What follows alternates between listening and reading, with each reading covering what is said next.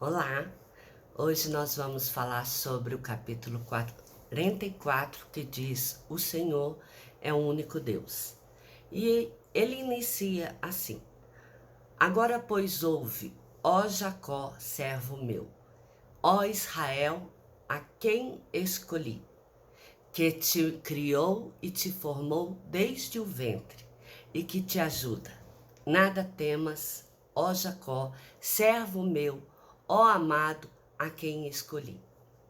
Jacó, ele era tido a princípio pelo Senhor como um servo, uma pessoa em que ele confiava e que ele tinha escolhido para poder servi-lo em adoração e louvor.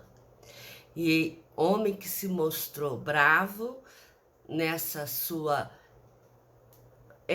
nesse seu comportamento de seguidor do Senhor, uma vez que este decidiu, inclusive, lutar com o anjo do Senhor em troca de sua bênção, não deixar ele ir enquanto ele não fosse abençoado. E por este motivo, Jacó teve seu nome mudado para Israel. E quando Jacó, ele diz, servo meu, e ó Israel, a quem escolhi, Jacó, ele está dizendo a pessoa de Jacó, a pessoa de Israel. E quando fala, ó Israel, a quem escolhi, aqui já está querendo dizer a Israel cidade, que foi fundada por Israel, Jacó. Está querendo dizer o Israel, que foi tida como a cidade que Deus decidiu que seria a menina dos teus olhos. Porque derramei água sobre o sedento e torrentes sobre a terra seca. Derramei o meu espírito sobre a tua posteridade e a minha bênção sobre os teus descendentes, e brotarão como a erva. Aqui o Senhor reafirma a bênção que ele havia dado à pessoa de Jacó, que se tornou a pessoa Israel. Que esta pessoa seria pai de uma nação chamada Israel. Esta seria a sua posteridade, seriam os teus descendentes, que brotarão como a erva. Quer dizer, que serão muitos. E um dia dirá, diz o Senhor, eu sou do Senhor. Outro se chamará do meu nome, de Jacó. E outro ainda escreverá na sua própria mão, eu sou do Senhor. E por sobrenome tomará o nome de Israel. Quando aqui diz, o Senhor diz que haverá esses 4 tipos de pessoa, ele está querendo dizer, quando diz a primeira pessoa, eu sou do Senhor, que a pessoa ela vai reconhecer dizendo que eu pertenço ao Senhor, eu me dedico a Ele, expressa a verdadeira natureza de profissão religiosa, o sentimento de que não sou mais de mim mesmo, mas que agora eu pertenço a Deus. Quanto à expressão outro se chamará do nome de Jacó, refere-se a alguém que expressa seu interesse pelo povo de Deus. Ele não é do povo de Deus, mas ele tem um interesse pelo povo de Deus, que se identifica como se sendo uma pessoa judia, um judeu. Isso refere-se ao pecador que foi levado ao arrependimento, aquele que foi convencido de que ele estava em pecado e que ele deveria ter sua vida transformada, ele deveria deixar seus caminhos para trás e voltar seus olhos para Deus. Quanto ao terceiro tipo, que diz, o outro ainda escreverá na própria mão, eu sou do Senhor. Aqui se mostra que supõe que a pessoa ela traz em si uma marca indelével, uma marca impressa do seu mestre, a indicação pela qual pudesse ser conhecido a quem ele pertence.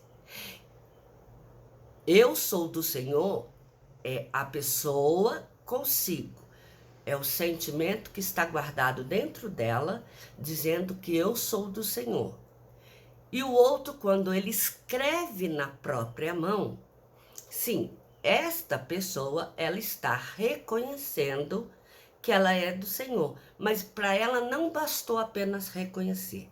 Ela quer que este reconhecimento, ela ainda seja vista por outra pessoa e que essas outras pessoas reconheçam e identifiquem que ela realmente pertence ao Senhor. Quando se diz, outro se chamará do nome de Jacó, expressando o interesse de ser conhecido como povo de Deus, como um povo judeu, um pecador que foi levado ao arrependimento, este mostra que fará parte daquele que, por sobrenome, tomará o nome de Israel.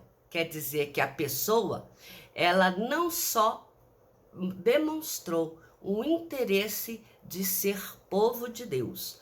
Ela não só demonstrou o arrependimento por ser pecadora e de que ela agora quer ter uma vida santa diante aos olhos do Senhor, como esta pessoa, ela se considera agora israelita mesmo, uma pessoa adoradora de Deus, o único Deus verdadeiro, Deus de Israel, e não aceita que nenhum outro tenha domínio e poder sobre ela.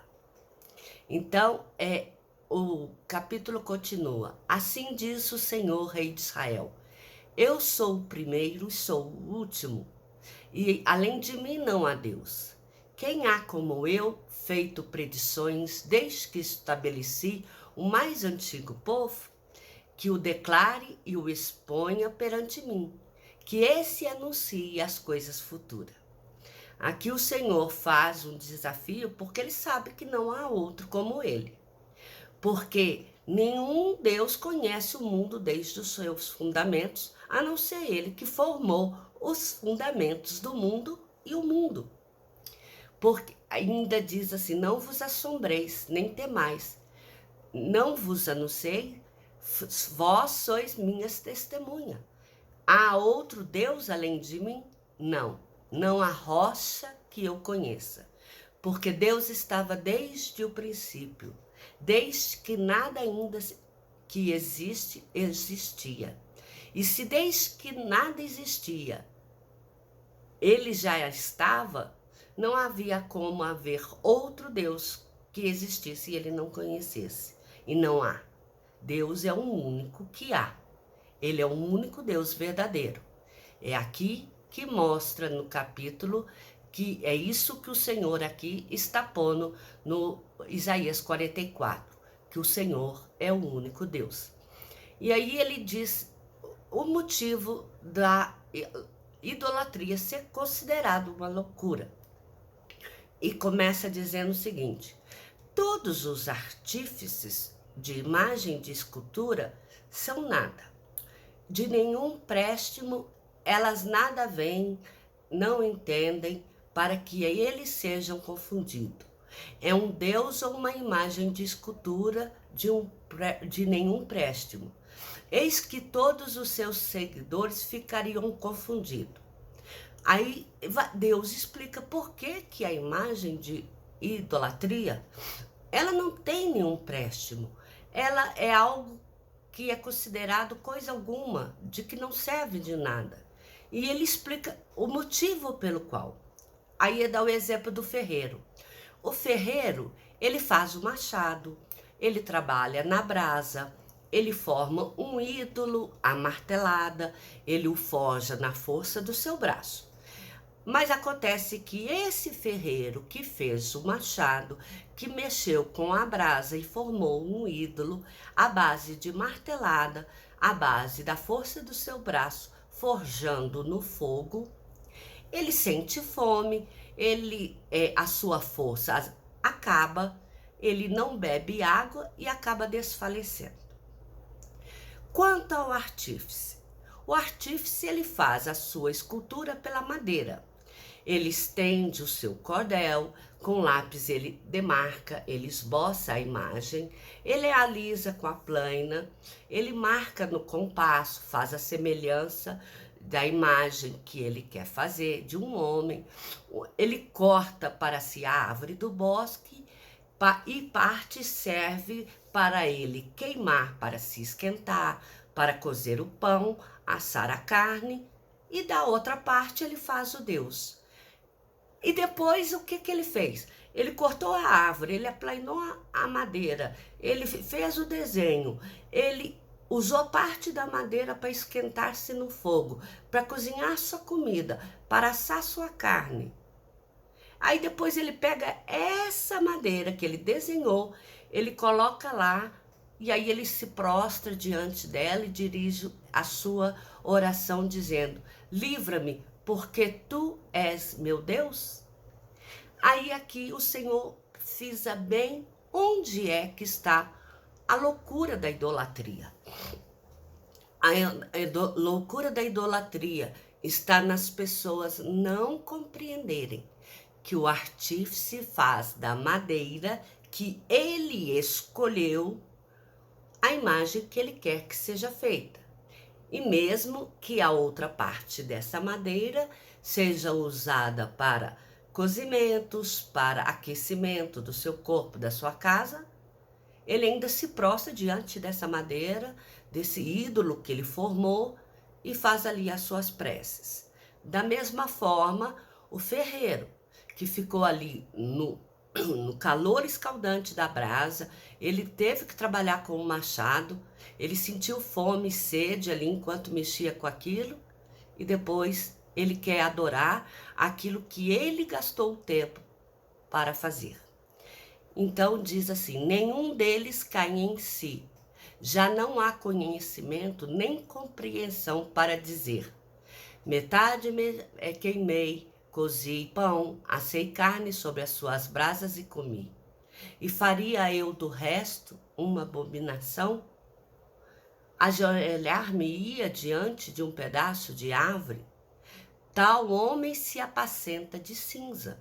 Sim, porque se ele colocou a árvore, aquele resto da madeira, para servir de combustível para fazer comida ou para aquecer o seu corpo, e essa se tornou cinza, de igual modo pode-se dizer que ele está adorando uma cinza, porque a outra madeira ela pode ter o mesmo destino, embora a ela tenha sido dado o destino de um desenho, de uma imagem de um homem. O seu coração enganado o iludiu, de maneira que não pode livrar a sua alma nem dizer: não é mentira aquilo em que confio? A loucura também está aí, porque às vezes ele vê, mas ele não consegue entender, ele não consegue captar esta mensagem daquilo que ele está vendo. Ele até percebe o que está acontecendo, mas aquele percebimento não traz vida, não traz efeito nenhum ao seu entendimento. Mas mesmo assim o Senhor faz uma promessa de livramento. Lembra-te destas coisas, ó Jacó, ó Israel. Porquanto és meu servo, eu te formei, tu és o meu servo, ó Israel, não me esquecerei de ti. Desfaço as tuas transgressões como a névoa, e os teus pecados como a nuvem. Torna-te para mim, porque eu te remi. Aqui está a grande diferença do Senhor para o artífice e para o ferreiro. É porque ele escolheu Jacó e formou a Jacó, ele escolheu a Israel e fez com que Israel fosse formada, ela fosse criada a partir dos muitos descendentes de Israel, de que ela se crescesse como a erva que brota. Então, o Senhor ainda, todo mal, todo pecado que esse Israel, que esse Jacó cometeu, o Senhor foi capaz de apagar as transgressões, assim como a névoa, que é uma pequena nuvem, fina e rala, que se desfaz. Ele faz assim do pecado, porque foi ele que remiu, que trouxe para si esse Jacó, esse Israel. Regozijai-vos, ó céu, porque o Senhor fez isso. Exultai vós, ó profundeza da terra. Retumbai com júbilo, vós, montes, vós, bosques, e todas as suas árvores, porque o Senhor remiu a Jacó e se glorificou em Israel. O Senhor mesmo, Deus em si mesmo, ele decidiu trazer o livramento a Jacó e a Israel. Deus em si mesmo decidiu fazer com que Jacó e Israel seja fonte de glória e de remissão por parte do Senhor. Assim diz o Senhor que te redime, o mesmo que te formou desde o ventre materno. Eu sou o Senhor, eu faço todas as coisas, que sozinho estendi os céus e sozinho explanei a terra. Eu faço os sinais dos profetizadores de mentira e enlouqueço os adivinhos. Que converto o saber dos sábios em loucura, que confirmo a palavra do meu servo e cumpro o conselho dos meus mensageiros que digo de Jerusalém. Ela será habitada, e a cidade de Judá, elas serão edificadas. E quanto às suas ruínas, eu as levantarei, que digo, à profundeza das águas, seca-te, e secarei os teus rios. E que digo a Ciro, ele é meu pastor e cumprirá tudo o que apraz. Digo de Jerusalém, será edificada, e do templo será fundada. Então o Senhor está mostrando aqui que ele é Deus verdadeiro, porque foi ele que fundou a terra. Porque foi ele que formou o homem lá no ventre materno. Não tinha como outra pessoa formar. E é ele que faz com que as cidades sejam derribadas, que essas cidades venham a ruínas. E depois é ele mesmo que dá força e levanta pessoas para que faça com que essa cidade seja novamente edificada e o templo seja novamente fundado. E é ele que escolhe o pastor que vai dirigir a nação para fazer isso. Exemplo disso é Ciro, que ele levanta neste momento, aqui neste capítulo 44, para poder servir de libertador de Israel. É o que nós veremos no capítulo 45. Como é que Ciro fará a sua atuação como libertador de Israel? Uma vez que no capítulo 44 o Senhor o escolheu e o levantou. Que o Senhor os abençoe.